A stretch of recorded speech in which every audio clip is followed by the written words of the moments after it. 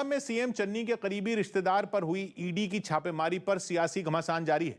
एक दिन पहले 12 अलग अलग ठिकानों पर करीब 23 घंटे तक चले छापों में 10 करोड़ से ज्यादा की रकम जब्त की गई, जिनमें 8 करोड़ रुपए सीएम चन्नी के करीबी रिश्तेदार भूपेंद्र सिंह के 2 अलग अलग ठिकानों से बरामद करने का दावा किया गया, जिसके बाद आम आदमी पार्टी ने उन्हें निशाने पर ले लिया। अभी तो 111 दिन के लिए चन्नी साहब सीएम थे। अगर 5 साल के लिए सीएम रह जाते तो कितने करोड़ रुपए बरामद होते। हालांकि सीएम चन्नी ने एक बार फिर ईडी के छापों को पंजाब में चुनाव से पहले कांग्रेस नेताओं पर दबाव बनाने की कोशिश करार दिया। जब भी दिल्ली पंजाब से चढ़ के आई है तो पंजाब ने हमेशा जवाब दिता है, इस बार भी पंजाब उसी तरह जवाब देगा। वहीं ईडी के सूत्रों के मुताबिक छापेमारी के दौरान मोहाली की जिस कंपनी में पैसों के संदिग्ध लेन देन का पता चला है, उसमें रेत माफिया के साथ ही सीएम चन्नी के रिश्तेदार भूपेंद्र सिंह भी एक डायरेक्टर हैं। नक्सलियों की मदद के आरोपी कारोबारी कोलकाता से पकड़े गए। एनआईए ने नक्सलियों को फंडिंग के आरोप में कोलकाता से महेश अग्रवाल नाम के कारोबारी को गिरफ्तार कर लिया। आंध्र प्रदेश सरकार ने कोरोना के आरटी-पीसीआर टेस्ट की कीमत 350 रुपए तय कर दी। इससे पहले ये खबरें मिल रही थीं कि कुछ निजी अस्पताल इस टेस्ट के लिए ज्यादा पैसे ले रहे हैं। बिहार के बेतिया में गंडक नदी में एक नाव पलटने से 3 लोगों की मौत हो गई, जबकि कई लोग लापता हो गए। यूके के प्रधानमंत्री बोरिस जॉनसन ने इंग्लैंड से कोरोना की सभी बंदिशें हटाने का फैसला लिया। कोरोना के मामले घटने की वजह से यह फैसला लिया गया। अब वहां लोगों को 27 जनवरी से मास्क पहनने और कोरोना पास की जरूरत नहीं होगी। महाराष्ट्र नगर पंचायत चुनाव में 106 में 97 के नतीजे आ गए, जिसमें 27 सीटें एनसीपी और 24 सीटें बीजेपी को मिली। इसके अलावा कांग्रेस को 22 और शिवसेना को 17 सीट मिली। नौसेना ने आईएनएस रणवीर में हुए धमाके की जांच के आदेश दे दिए। एक दिन पहले मुंबई में हुए इस हादसे में 3 नौसैनिक शहीद हो गए थे, जबकि 11 जवान बुरी तरह घायल हो गए थे। और बताया गया कि जिस वक्त ये धमाका हुआ उस वक्त युद्धपोत में मेंटेनेंस का काम चल रहा था। तभी इसके एसी कंपार्टमेंट में गैस भरने के दौरान अचानक धमाका हो गया, जिसमें 3 नौसैनिक शहीद हो गए। एसी के गैस की रिफिलिंग हो रही थी, तभी ये घटना घटी है। तभी इस ब्लास्ट की वजह से 3 सेलर की मौत हो चुकी है, 11 सेलर पूरी से घायल है। शुरुआती जांच के बाद नौसेना ने इस हादसे के पीछे कोई साजिश होने से इनकार कर दिया, लेकिन आईएनएस रणवीर में हुए धमाके की असल वजह पता करने के लिए बोर्ड ऑफ इंक्वायरी का गठन कर दिया गया, क्योंकि 1986 में नौसेना में शामिल हुआ यह युद्धपोत रणनीतिक लिहाज से बेहद अहम है और ऑपरेशन के वक्त इस युद्धपोत पर 30 अधिकारी और 310 नौसैनिक तैनात रहते हैं। इसके साथ ही ये युद्धपोत कई मिसाइल और रॉकेट लॉन्चर जैसे खतरनाक हथियारों से भी लैस है। यही वजह रही कि मुंबई में मौजूद नौसेना के 3 अधिकारियों ने हादसे की तुरंत जांच शुरू कर दी, जबकि दिल्ली से नौसेना के 3 बड़े अधिकारी भी जांच में शामिल होने के लिए मुंबई रवाना हो गए। ये जांच टीम इस बात का पता लगाएगी कि धमाका तकनीकी कमी की वजह से हुआ या फिर मानवीय भूल थी। दुनिया की बड़ी बड़ी एयरलाइंस ने, यहां तक कि भारत की एयर इंडिया ने भी अमेरिका के कुछ हवाई अड्डों पर अपने विमान उड़ाने से मना कर दिया। एयरलाइंस ने दुनिया के सबसे ताकतवर देश अमेरिका में ही विमान चलाने से हाथ खड़े कर दिए। फसाद की जड़ है अमेरिका में शुरू होने वाली एक खास 5G मोबाइल सर्विस। अमेरिका की 2 बड़ी टेलीकम्युनिकेशंस कंपनियां AT&T और वेराइजन वहां 5G सर्विस के खास वर्जन को शुरू करने की तैयारी में है। हमारे यहां 4G है, वहां 5G का नया वर्जन शुरू हो रहा है। वैसे तो दोनों कंपनियों को अमेरिका में ये 5G सर्विस पिछले साल दिसंबर में शुरू करनी थी, लेकिन तभी से एयरलाइंस ने इसके खिलाफ मोर्चा खोला हुआ है। इसी वजह से वहां नई 5G सेवा शुरू करने का प्लान 2 बार टालना पड़ा।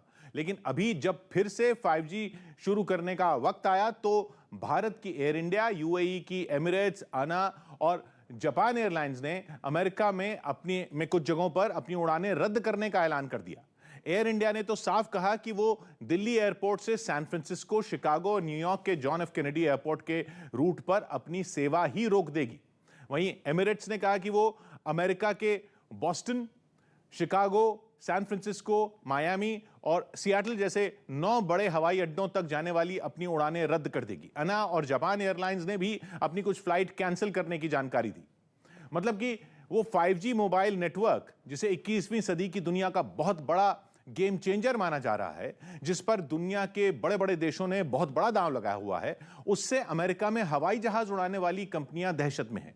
एयरलाइंस का दावा है कि अमेरिका के हवाई अड्डों के पास 5G नेटवर्क शुरू करने का मतलब है आ बैल मुझे मार। उन्होंने चेतावनी दी है कि इसके नतीजे भयानक हो सकते हैं। इससे उड़ानें तो रद्द होंगी ही, लोगों की जान पर भी बन सकती है। लेकिन एयरलाइंस अमेरिका में 5G से इतना डरी हुई क्यों है? तो अमेरिका में जो नई हाई स्पीड 5G सर्विस शुरू करने की तैयारी है वो कोई मामूली 5G तकनीक नहीं है, वो है C band 5G। C band 5G radio spectrum पर 3.7 गीगाहर्ट्ज, 3.7 गीगाहर्ट्ज से करीब 4.0 गीगाहर्ट्ज, 3.7 से 4 गीगाहर्ट्ज के बीच का सेगमेंट है। हवाई जहाज उड़ाने वाली कंपनियों की दिक्कत इसी सेगमेंट से है। उनका दावा है कि सी बैंड 5G नेटवर्क का रेडियो स्पेक्ट्रम जिस फ्रीक्वेंसी पर काम करता है उसी फ्रीक्वेंसी पर हवाई जहाजों में इस्तेमाल होने वाला डिवाइस रेडार ऑल्टीमीटर भी काम करता है। रेडार ऑल्टीमीटर हवाई जहाज का बहुत अहम इंस्ट्रूमेंट होता है जो कि पूरी उड़ान के दौरान इस्तेमाल होता है। रेडार ऑल्टीमीटर से ही नीचे जमीन और ऊपर आसमान से उड़ते हवाई जहाज के बीच का जो फासला है वो नापा जाता है।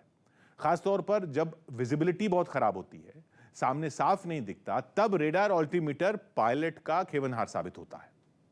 रेडार ऑल्टीमीटर की बदौलत ही पायलट विमान को सुरक्षित जमीन पर लैंड करा पाता है।